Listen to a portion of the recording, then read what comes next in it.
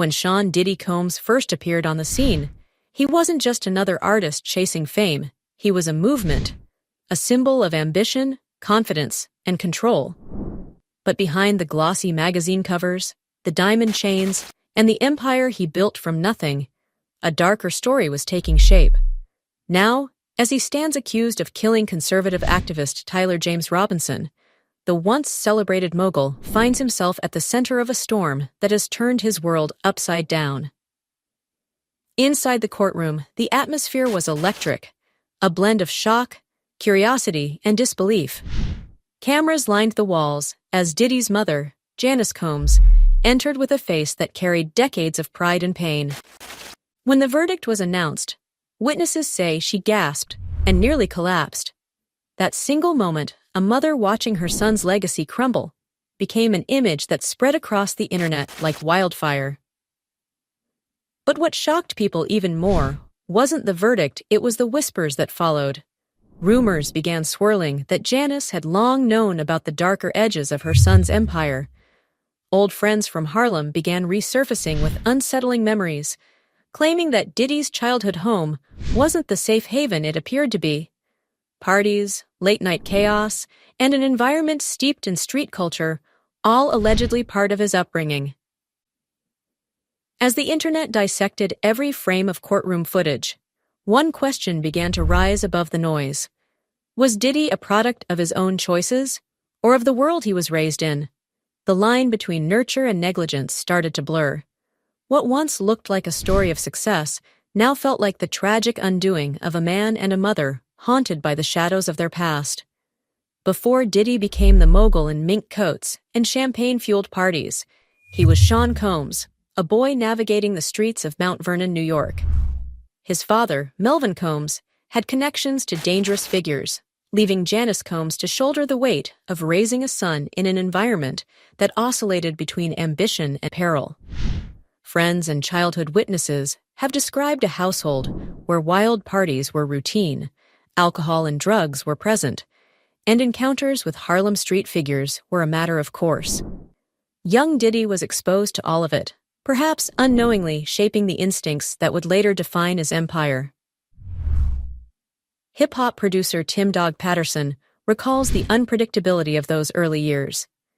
He described scenes that, at the time, felt normal to children growing up around them. Loud parties, unpredictable behavior, and glimpses of adult chaos.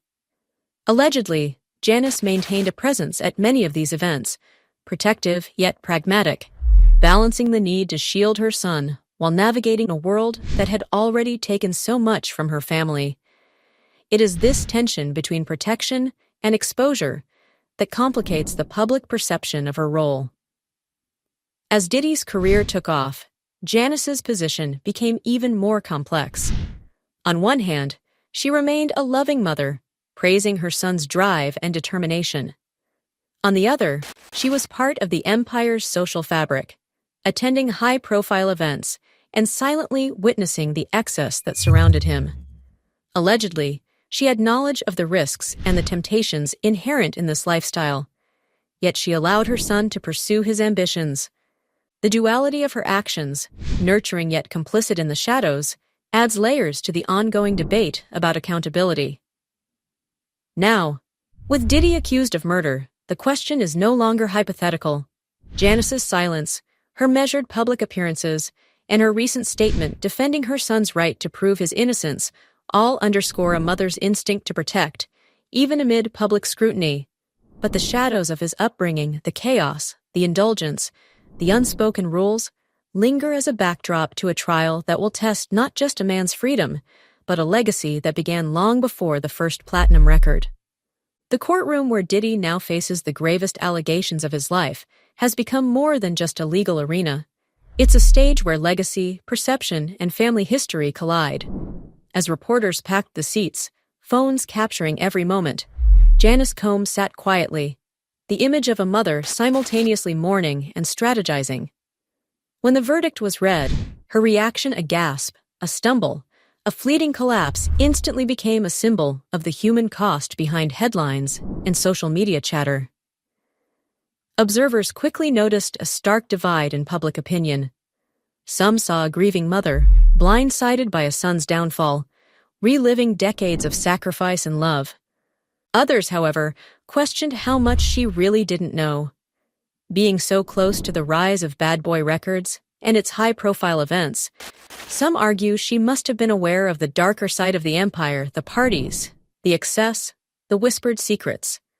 In the court of public opinion, perception often outweighs facts, and Janice found herself navigating a narrative she had little control over. This moment of public scrutiny underscores a broader theme: the intertwining of upbringing and accountability. Diddy's childhood, marked by exposure to chaos and early encounters with risk, arguably molded a man capable of commanding a media empire. Yet, it also set the stage for patterns of indulgence and risk-taking that may now contribute to his legal jeopardy. Janice's role, whether as a shield, a bystander, or an enabler, is inseparable from the story of her son's ascent and the controversies that have followed. Every photograph resurfacing from the 1990s, every anecdote from friends or insiders, now carries a dual weight: nostalgia for a rising star, and a subtle warning about the cost of ambition. As the trial unfolds, the courtroom becomes more than a place for verdicts. It is a mirror reflecting decades of family dynamics, societal pressures, and the unresolved tension between love, loyalty, and moral responsibility. The legacy of the Combs family hangs in the balance, and with it, the fate of a mogul accused of the unthinkable. In the wake of Diddy's legal troubles, Janice Combs has retreated from public view, her presence now defined more by absence than appearance. She has declined interviews, limited public engagements, and embraced routines that suggest a search for solace, whether through faith, reflection, or strategy. Yet even in silence, her story reverberates. The narrative of a mother who raised a powerful son amid chaos, who balanced love with pragmatism, continues to capture the imagination of fans, critics, and social commentators alike. Janice's life has always been shaped by survival. Losing Melvin Combs at a young age, she learned to navigate the dangerous intersections of ambition, street power, and family responsibility. These lessons were imparted to her son, creating a pattern of resilience intertwined with risk. Allegedly, she attended countless events, smiled through gossip, and tolerated excess not out of approval, but because she understood the stakes. Her experiences gave her the tools to survive, but also placed her at the center of moral ambiguity when the consequences of power collided with accountability. The Diddy trial now forces a public reckoning, not just for the accused, but for the family who raised him. Janice's measured defense of her son, asserting his right to prove his innocence, reflects a mother's instinct to protect. Yet it also invites scrutiny about the role she played in shaping the environment that produced both success and scandal.